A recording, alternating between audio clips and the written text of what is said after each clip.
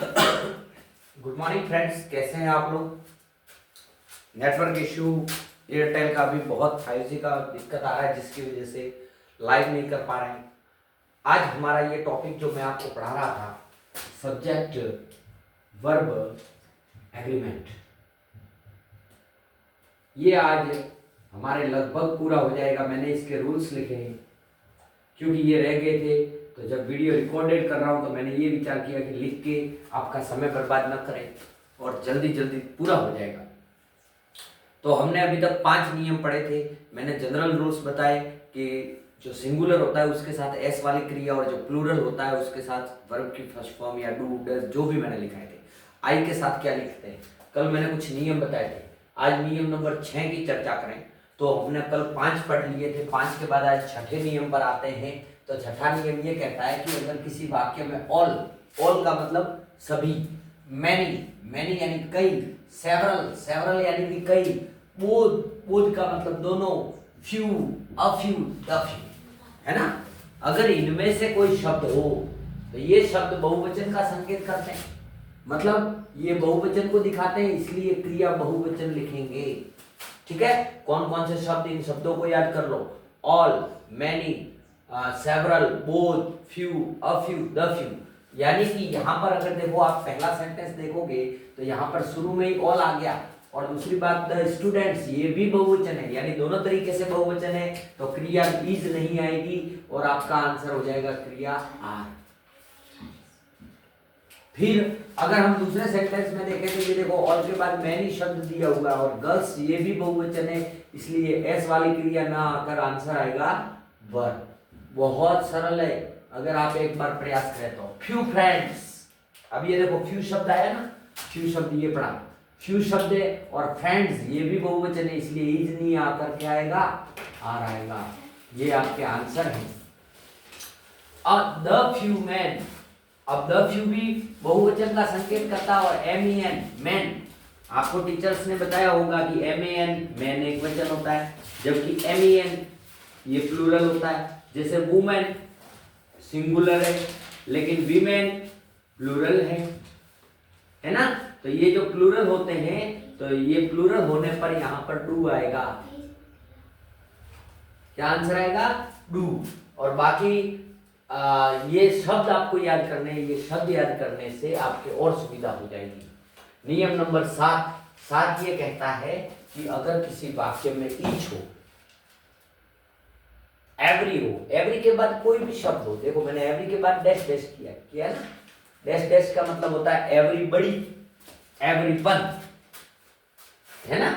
ये जैसे मैंने कुछ शब्द बनाए, एवरी और एवरी के बाद डैश डैश है, मतलब मैं यहाँ अगर एवरीबडी लिख दूं तो ये बन गया एवरीबडी, और वन लिख दूं तो ये बन गया एवरीवन।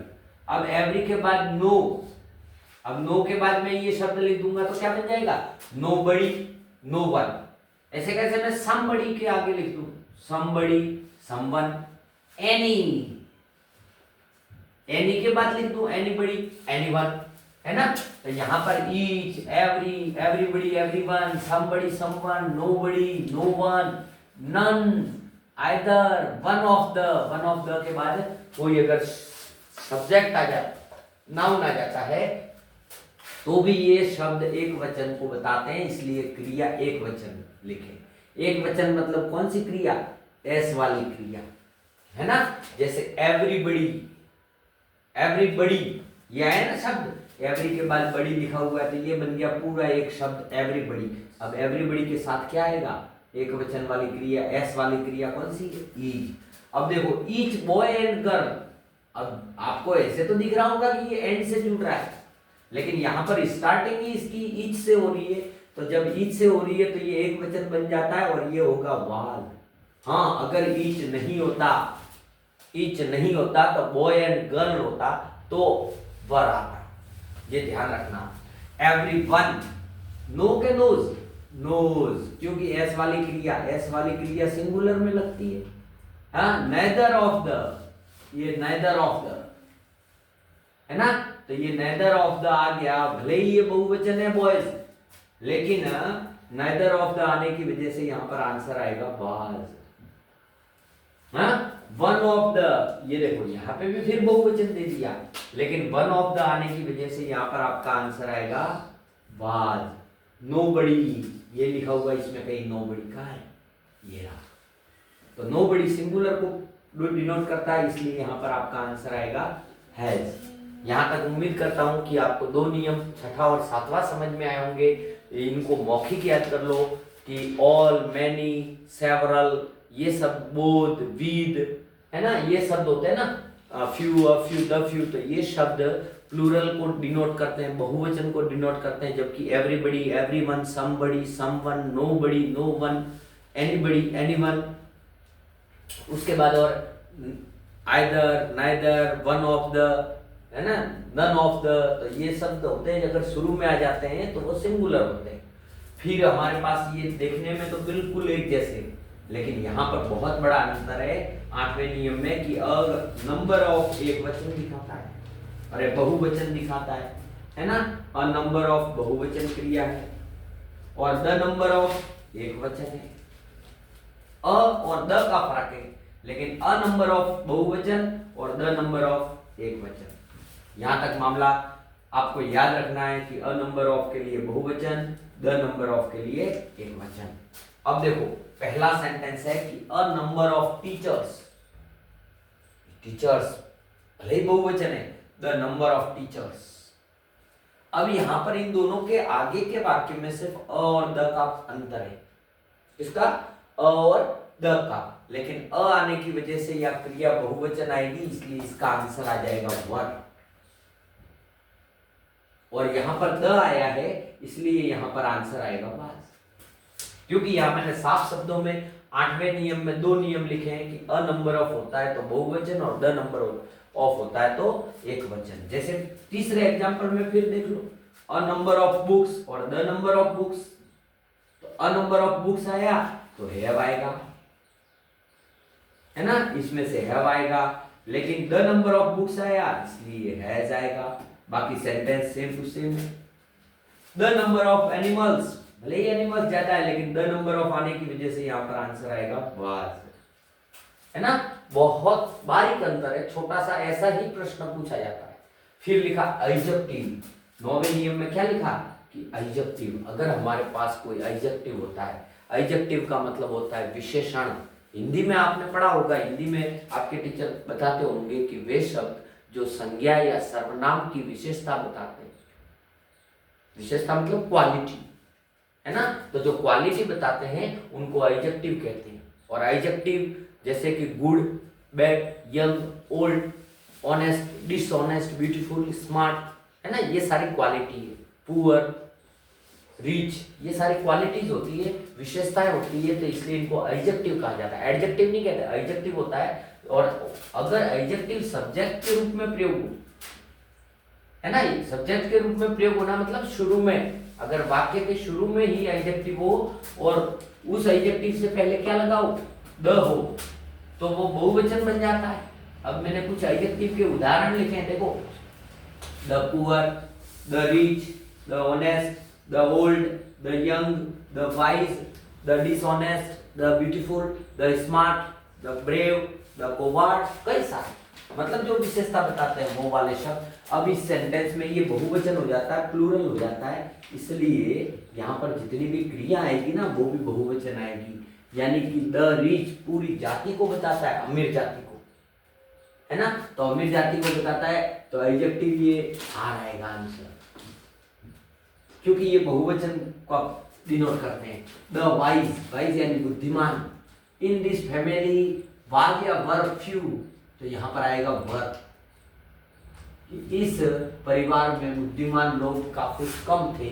अच्छा, ये पहला सेंटेंस तो एग्जाम में भी पूछा हुआ है, क्या कि the rich are not always happy, मतलब जो अमीर लोग होते हैं वो हमेशा खुश नहीं रहते, उनके भी कोई ना कोई तकलीफ होती है। ये एग्जाम में पूछा गया प्रश्न है।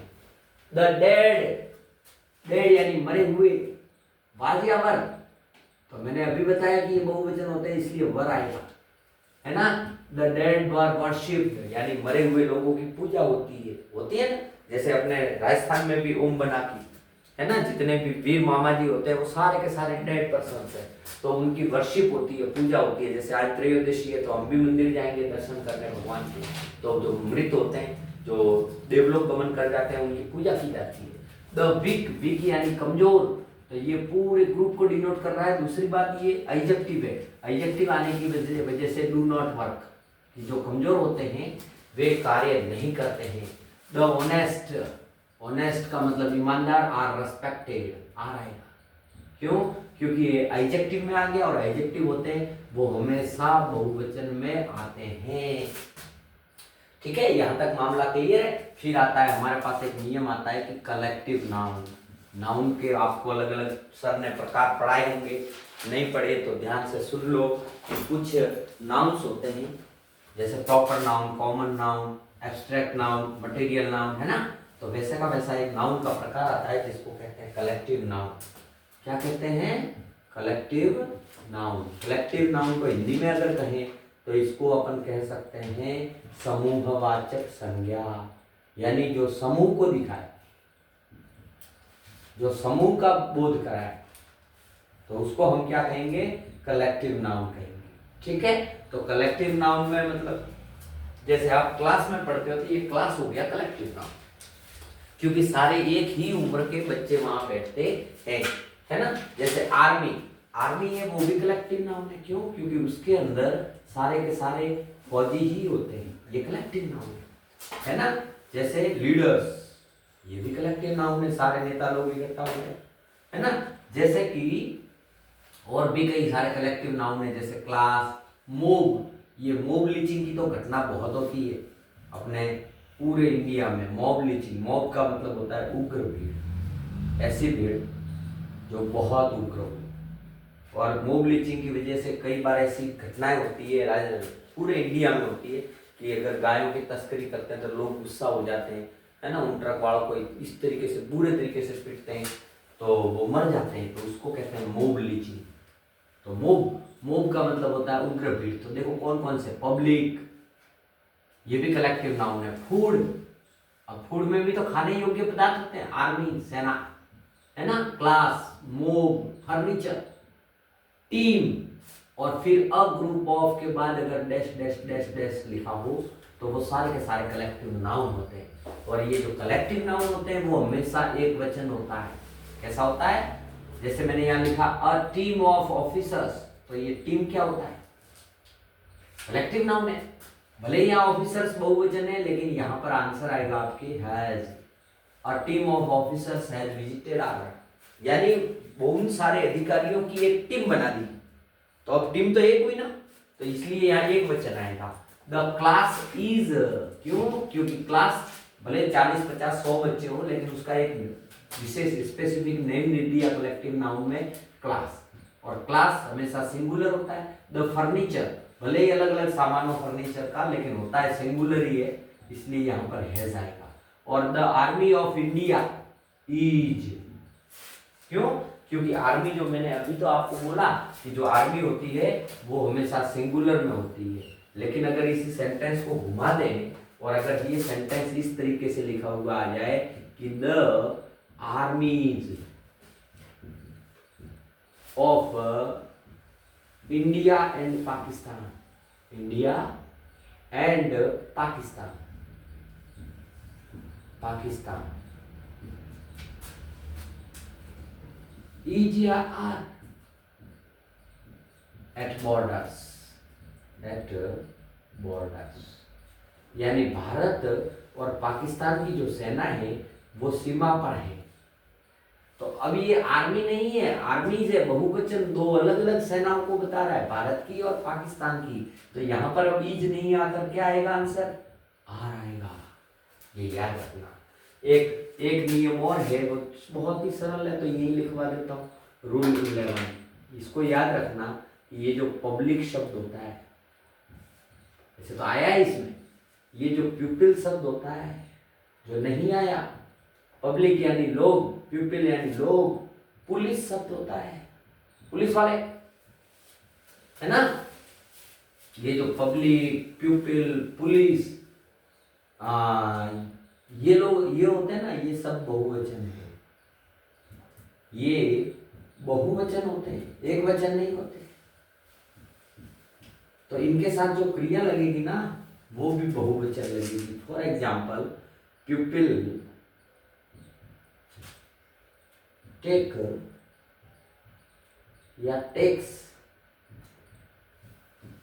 T in the morning, in the morning, यानी लोग सुबह चाय पीते हैं। अब मुझे बताइए आप कि प्यूपिल बहुवचन है तो एस वाली क्रिया आएगी क्या? नहीं आएगी, टेक आएगा हमेशा। क्या आएगा? टेक। नंबर 2, जैसे मैंने लिखा पब्लिक, अरे पब्लिक इसमें नहीं आएगा ना, है ना। प्यूपिल पब्लिक, ये पब्लिक नहीं आएगा। पुलिस, पुलिस, जैसे police is are at duty, कि पुलिस ड्यूटी पर है, तो यहां पर आएगा आर। क्यों? क्योंकि ये बहुवचन को दिखाते हैं। ये छोटा सा नियम था, कभी कभी पूछ लेता है कि प्यूपिल और पुलिस से, और आपके इसी तरीके से एग्जाम्पल आएंगे। मैंने आपको 11 नियम बताए, बहुत सरल है, लगभग इन 11-12 नियमों में से ही आएगा। आपको एक्स्ट्रा उसमें कुछ भी पढ़ने की जरूरत नहीं है। आपके हाफ ईयरली एग्जाम चल रहे हैं, मेरी तरफ से आपको बहुत बहुत शुभकामनाएं। Wish you all the best. थोड़ी मेहनत करो, इसका एक बार स्क्रीनशॉट ले लो, फिर आगे बढ़ते हैं। Thank you.